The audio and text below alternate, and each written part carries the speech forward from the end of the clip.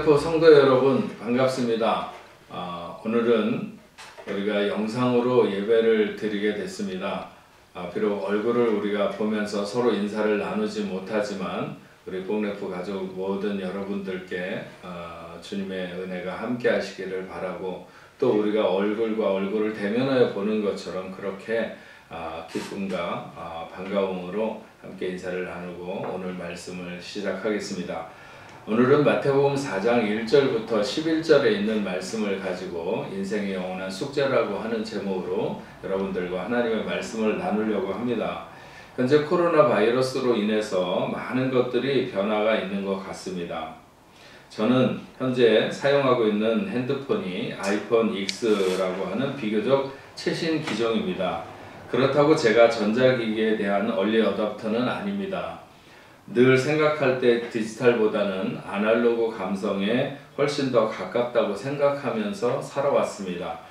아주 가끔 컴퓨터를 비롯해서 그 기기의 사용이나 프로그램들을 확실하게 이해하지 못했을 때 이 시대의 글을 모르는 문맹과 비슷하다는 생각이 들기도 하고, 그래서 이러면 안 될 텐데 하는 생각을 가끔 해도 별 불편 없이 살아왔습니다. 요즘 설교 영상을 촬영해서 유튜브에 올리지만 저는 제 영상을 거의 보지 않습니다. 가끔 한두 장면을 보면 손을 좀 더 높이 들었으면 좋겠고, 눈을 좀 더 분명하게 떴으면 좋겠고 하는 것들이 있지만 어쨌든 잘 보지 않습니다. 그런데 영상을 통해서 예배를 드려야 되는 그런 시대를 맞다 보니까 저같이 오디오형의 목사는 많이 난감한 편이고, 좀 더 여러 영상들에 대해서 좀 더 자세히 알아둘 걸 하는 그런 생각이 많이 듭니다. 하지만 이런 상황이 길어지지 않기를 기도하고, 하나님의 집 교회에 나가 예배하는 자세가 우리에게서 흐트러지지 않기를 바랍니다. 하나님이 마련해 주시는 일상이 우리에게 얼마나 귀하고 감사한가에 대해서 다시 한번 생각하고, 다시 성전에서 예배하는 시간이 주어질 때 우리가 감사와 감격으로 예배 드리기를 소망합니다. 중국 한나라의 명장이었던 한신이 조나라와 싸울 때 강을 등지고 진을 쳤습니다. 그러자 조나라 사람들이 그가 병법을 모른다고 비웃었습니다. 이윽고 전투가 벌어졌습니다. 두 군대가 치열하게 싸웠지만 금방 승부가 나지 않았습니다. 그때 한신은 따로 배치해 두었던 2,000명의 군대가 조나라의 본진을 치기 시작했고, 양편에서 협공을 받은 조나라 군대가 크게 패하게 되었습니다. 대승을 거둔 다음에 여러 장수들이 한신에게 물었습니다.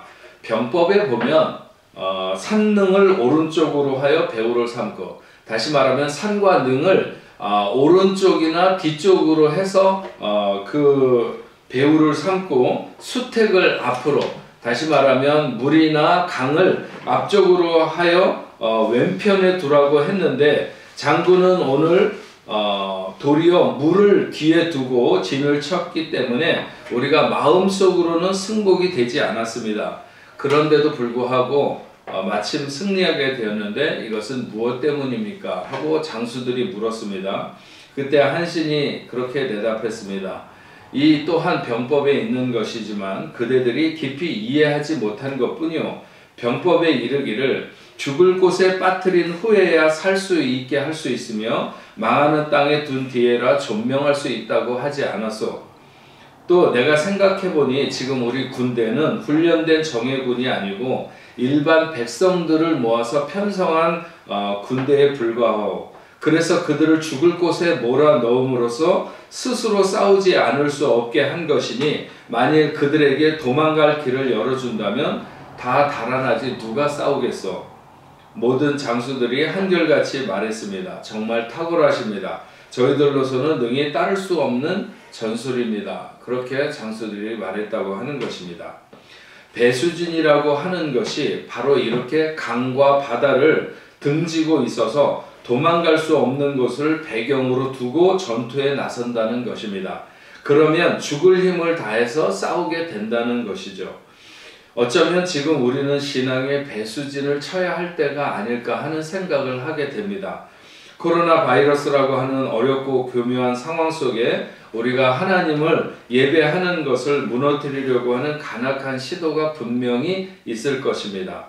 자칫 우리의 마음을 느슨하게 하면 우리는 그냥 이 소용돌이 속에 쓸려서 신앙의 정체성을 놓치게 될지도 모릅니다.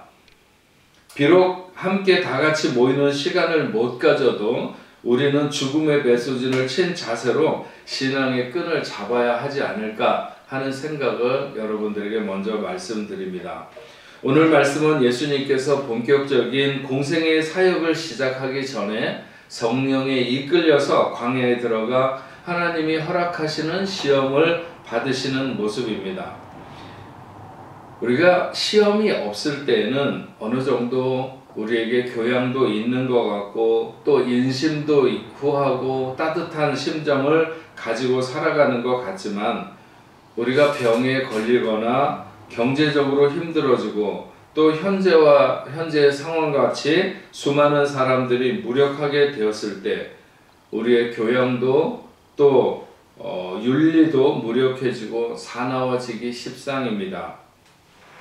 내 힘으로 할 수 있는 것이 아무것도 없는 곳, 피를 철철 흘리며 아파할 수밖에 없는 환경이 바로 예수님이 가신 광야입니다. 우리는 배신의 광야, 질병의 광야, 가난의 광야를 지날 때 그곳이 성령께 이끌려온 광야이기에 거기서 하나님의 뜻을 물을 수 있어야 합니다. 예수님이 받으신 세 가지 시험은 언젠가 인생이 당한 적이 있어서 지독한 트라우마를 가진 인생의 영원한 숙제와 같은 시험이라고 말할 수 있습니다.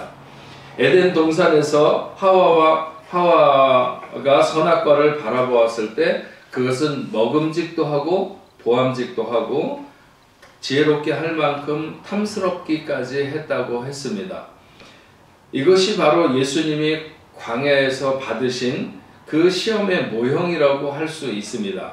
요한일서 2장 16절에 육신의 정욕과 안목의 정욕과 이생의 자랑이라고도 했고 야고보서 3장 15절에서는 이 세 가지 시험을 세상적이요, 정욕적이요, 마귀적이라고 했습니다. 이 세 가지는 인생의 영원한 숙제인데 모든 인생이 이 숙제를 잘 해내는가 못 해내는가에 따라서 결국 인생의 승패가 좌우된다고 말할 수 있습니다. 어떤 사람은 바로 그 숙제는 풀었다고 생각하고 돌아서면 어김없이 오답이 되어 돌아온다고 표현하기도 했고 어떤 사람은 자기는 인생의 고비마다 한 뼘씩 자란다고도 했습니다. 즉 시험을 이길 때마다 인생이 성숙한다는 표현이기도 합니다. 주님이 받으신 시험도 이 세 가지였습니다. 첫째는 내가 만일 하나님의 아들이거든 명하여 이 돌들로 떡덩이가 되게 하라고 했고 둘째는 내가 만일 하나님의 아들이거든 뛰어내리라 기록되었으되 그가 너를 위하여 그의 사자들을 명하리니 그들이 손으로 너를 받들어 발이 돌에 부딪히지 않게 하리로다 했고 세 번째로는 만일 내게 엎드려 경배를 하면 이 모든 것을 내게 주리라고 했습니다. 주님은 돌로 떡을 만들라는 시험에 기록되었으되 사람이 떡으로만 살 것이 아니요 하나님의 입으로 나오는 모든 말씀으로 살 것이니라고 하셨고 또 뛰어내리라고 하는 시험에 기록되었으되 주 너희 하나님을 시험하지 말라고 했습니다. 내게 엎드려 경배하면 이 모든 것을 내게 주리라고 하는 시험 앞에는 사탄아 물러가라 기록되었으되 주 너희 하나님께 경배하고 다만 그를 섬기라고 했습니다. 그래서 오늘 그 예수님이 당하신 첫 번째 시험은 육신의 질서를 따라서 살라고 하는 시험입니다. 사람들이 가장 시급하게 생각하는 문제를 파고드는 시험이라고 할 수 있습니다. 경제적인 부분을 비집고 들어오는 문제입니다. 40일 동안 금식을 해서 가장 육신적으로 배가 고픈 상태에서 성령을 이용해 빵을 만들어 먹으라는 것입니다. 육체를 가진 인생에게 다 지극히 당연한 권리를 행사하는 것과 같을 수 있습니다. 사탄은 육신의 필요와 욕망에 호소하는 것입니다. 굶주림이나 배고픔을 느끼는 것, 그것은 인간의 본능이지 죄가 아닙니다. 그러나 본능, 육신의 갈증, 욕망이 우리를 지배하고 우리가 그 요구들을 컨트롤하지 못하면 심각한 손실을 경험하게 됩니다. 우리는 물질 앞에서도 육신의 질서를 따를 것인가 아니면 영의 질서를 따를 것인가를 결단해야 합니다. 성령의 능력이나 은사들도 육신의 필요나 이익을 위해서 얼마든지 동원될 수 있다는 사실을 잊어서는 안 됩니다. 그렇게 되면 우리는 쉽게 사탄의 전략에 빠지고 시험에 넘어가게 되는 것입니다. 기복신앙이라고 하는 것이 바로 육신을 위해서 영의 능력을 끌어들이고자 하는 데서 일어나는 것입니다. 디모데전서 6장 5절 6절에 이렇게 말씀합니다. 마음이 부패하여지고 진리를 잃어버려 경건을 이익의 방도로 생각하는 자들의 다툼이 일어나느니라. 그러나 자족하는 마음이 있으면 경건은 큰 이익이 되느니라. 주님은 우리에게 경제적이거나 물질적인 것, 혹 육신의 필요에 대한 것을 모르시는 분이 아닙니다. 그러나 사람이 육신의 필요로만 사는 것이 아니라고 하는 것을 분명히 말씀해 주십니다. 육신의 생명을 위한 떡도 중요하지만 하나님의 공급하시는 모든 말씀을 마음에 두고 살아야 한다고 하셨습니다. 어쩌면 모든 사람들이 경제를 인생의 가장 중요한 가치로 생각하고 살 수 있습니다. 점점 더 그런 시대를 우리가 맞고 있는 것이죠.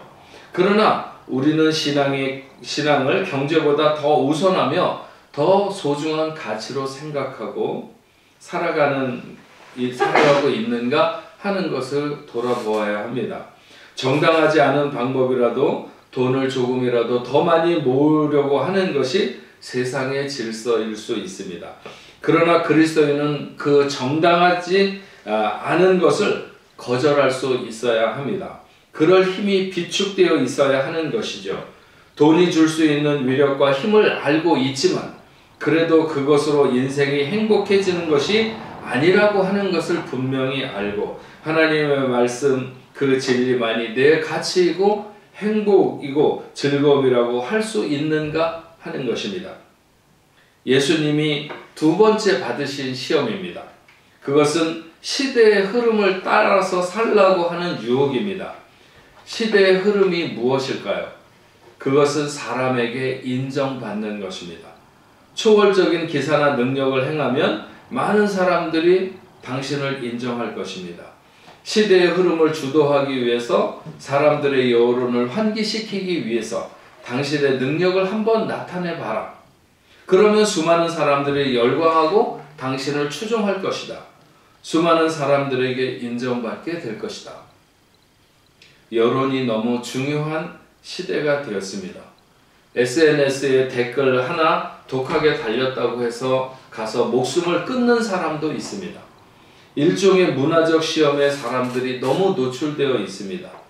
시대의 흐름이나 여론과 인기 그리고 타인의 이목을 끌기 위해서 너무 목마른 사람들처럼 살아가기에 하나님이 인생의 주인이 되거나 그 주권에 순종하는 것이 너무 힘든 세상을 우리가 만났습니다. 문화는 시대의 흐름이고 동시에 무사람들의 관심과 갈망입니다. 세상은 슈퍼맨을 기다립니다.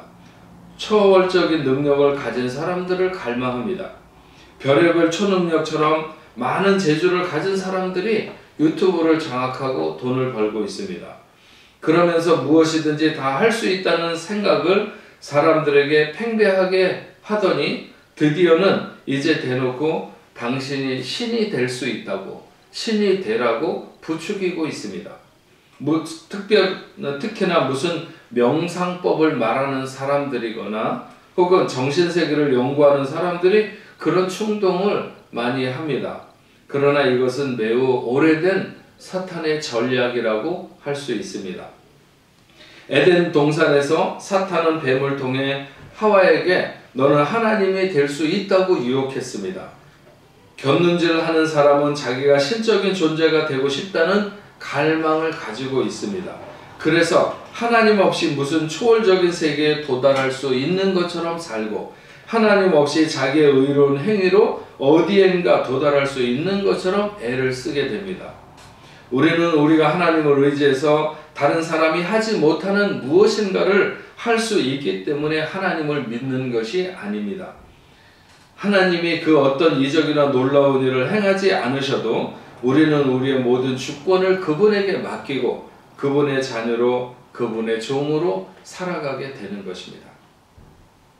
내 중심을 지배하는 것이 세상인지 하나님인지, 나는 문화의 시대의 흐름에 상관없이 시선과 인기에도 편승하지 않고 오직 내 인생의 주인 되시는 하나님이 부르신 그 부름에 합당한 생을 위하여 그분께 나를 드릴 마음이 있는가? 만약 그렇다면 우리도 주님이 주 너희 하나님을 시험하지 말라고 하는 말씀으로 이겼듯이 우리도 그 시험을 넉넉히 이기게 될 줄로 믿습니다. 예수님의 세 번째 시험은 오직 하나님을 경배하며 살 수 있는가? 그러니까 반대로 말하면 마귀를 따라서 살라고 하는 시험입니다. 마귀를 거절하고 오직 하나님만을 따르겠다고 하는 결단을 요구하십니다.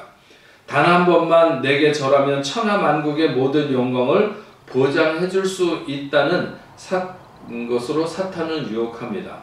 정말 그렇게 해줄 수 있다고 하는 것은 사탄의 공연한 말은 아닙니다. 그렇게 해줄 수 있는 권세가 사탄에게 있습니다. 세상에서 줄 수 있는 모든 것을 줄 수 있을 것입니다. 그러나 예수님은 오직 하나님의 뜻을 이루기만을 소원하셨습니다. 지름길을 택하거나 사탄과 타협하지 않으시고 하나님의 목적을 위해 세상적인 방법을 사용하려 하지 않으셨습니다. 오직 하나님을 경배하며 살리라고 한 것이었습니다. 하늘에 계신 아버지만 경배하며 섬겼습니다. 아담과 하와는 하나님의 말씀을 제쳐두고 사탄을 따랐지만, 그러나 마지막 아담으로 오신 예수님은 하나님과 그 말씀만을 유일한 권위로 인정하셨습니다. 예수님은 사탄을 대항하는 일에 있어서 예수님 자신의 신적인 권능에 의지하지 않고 모든 믿는 사람들에게 유용될 수 있는 기록된 하나님의 말씀을 의지하고 있다는 것에 우리는 유의해야 합니다. 주님은 우리가 말씀을 의지하면 무엇이든지 이길 수 있다는 것을 보여주셨습니다. 삶의 모든 영역에서, 삶의 매 순간에서 나의 선택은 과연 하나님만을 경배하는 것을 선택하고 있는가 하는 것입니다. 하나님 마음에 합한 온전한 경배로 그분 앞에 나아가고 있는가? 마음을 다하고 뜻을 다하고 목숨을 다하여 예배하며 하나님을 섬기고 있는가? 코로나 바이러스 때문에 집에서 예배를 드릴 수도 있고 교회에 와서 예배 드릴 수도 있지만, 아마도 많은 사람들이 전에 해보지 못했던 생각들을 지금쯤 하지 않을까 그렇게 봅니다. 그것은 꼭 이번 사태와 같은 환경이 아니라도 나는 어떤 상황에도 하나님 앞에 나가 예배하는 예배자가 될 수 있는가? 초대교회나 아니면 우리나라에서 신사참배를 강요하던 그런 시대와 같은 곳에 우리가 선다면 나는 하나님 앞에 어떤 자세를 보일 것인가? 우리는 너무나 편안한 시대를 지내왔습니다. 마음의 부담감이 없이 교회를 가거나 혹은 안 가거나 했습니다. 그러나 이제 정말 어쩌면 한두 달씩 교회를 갈 수 없는 상태가 된다면 과연 내 신앙이 바로 지켜질 수 있겠는가? 나는 이 시대 앞에 어떤 자세를 가지고 어떤 마음을 가지고 하나님을 섬기며 오직 하나님을 경배하는 삶을 살까? 단 한 번의 배신이면 모든 것이 다 해결된다고 사탄은 우리를 시험합니다. 그 한 번의 목숨을 걸 수 있을까? 먹음직한 육신의 정욕, 보암직한 한 안목의 정욕, 지혜롭게 할 만큼 탐스러운 이생의 자랑, 세상적이고 정욕적이고 마귀적인 이 넘어야 하는 인생의 영원한 숙제, 예수님은 조금의 망설임이나 주춤거림도 없이 이 시험을 뛰어넘으셨습니다. 아담은 아름다운 동산에서 시험을 받았습니다. 예수님은 외로운 광야에서 시험을 받았습니다. 아담은 에덴 동산에서 최상의 조건일 때 시험을 받고 넘어졌습니다. 그러나 예수님은 40일을 금식하고 최악의 상태에서 시험을 받으셨지만 승리하셨습니다. 아담은 범죄함으로 하나님이 주신 세상에 대한 통치권을 상실했습니다. 그러나 그리스도는 순종함으로 아담이 잃어버린 그 통치권을 되찾아 오셨습니다.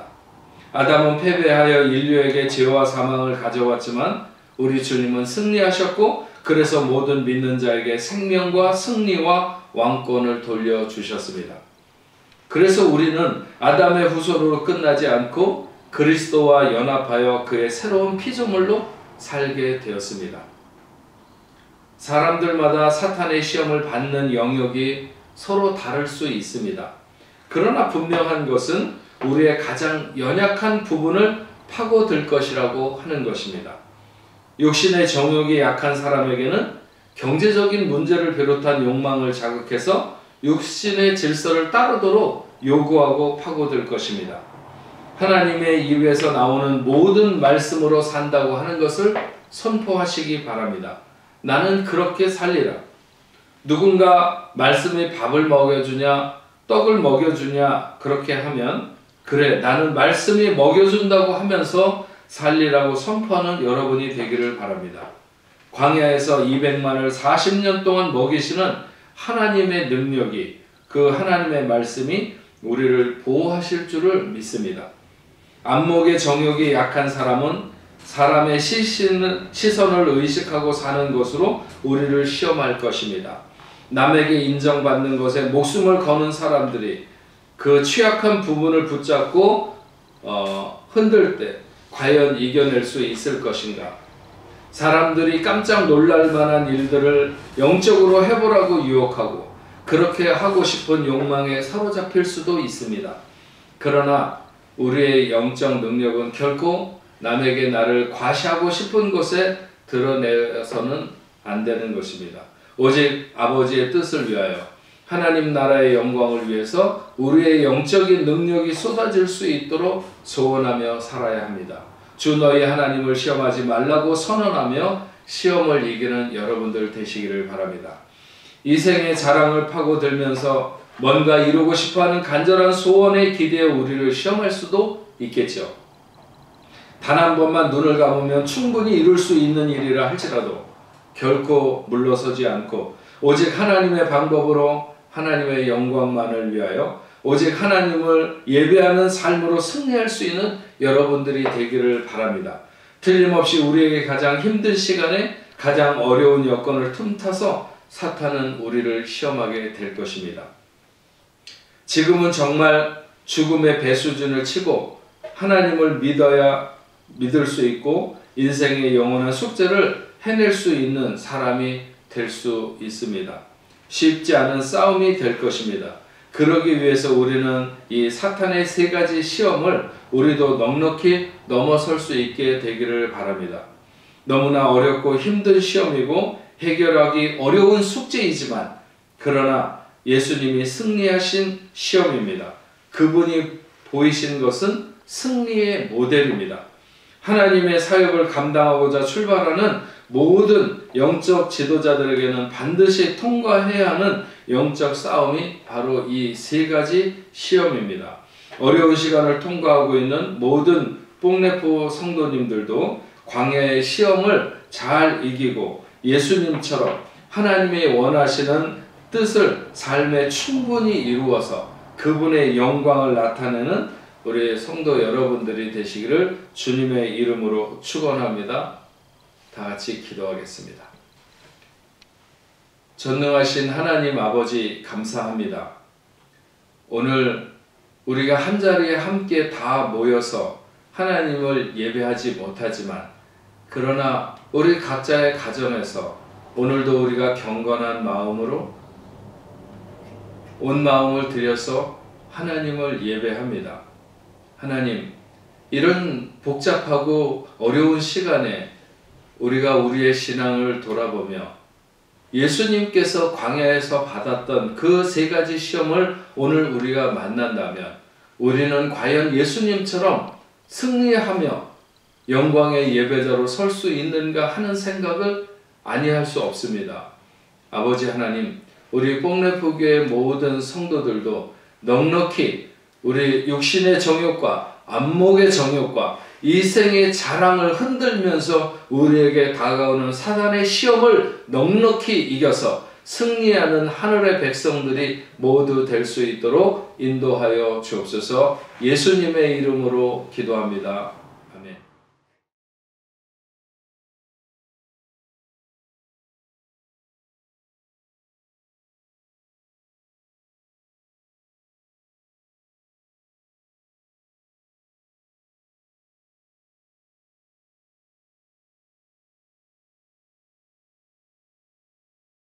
이제는 우리 주 예수 그리스도의 은혜와 하나님 아버지의 크신 사랑과 성령님의 감화 감동으로 교통하심이 오늘 흩어져 예배하는 우리 뽕래포 모든 성도들과 그들의 가정과 저들의 직장과 하는 모든 일들 위해 또 멀리 두고 온 고국과 세계 각지에 흩어져서 선교하는 모든 선교지와 선교사님들 위해 이제로부터 영원토록 함께 있을지어다. 아멘.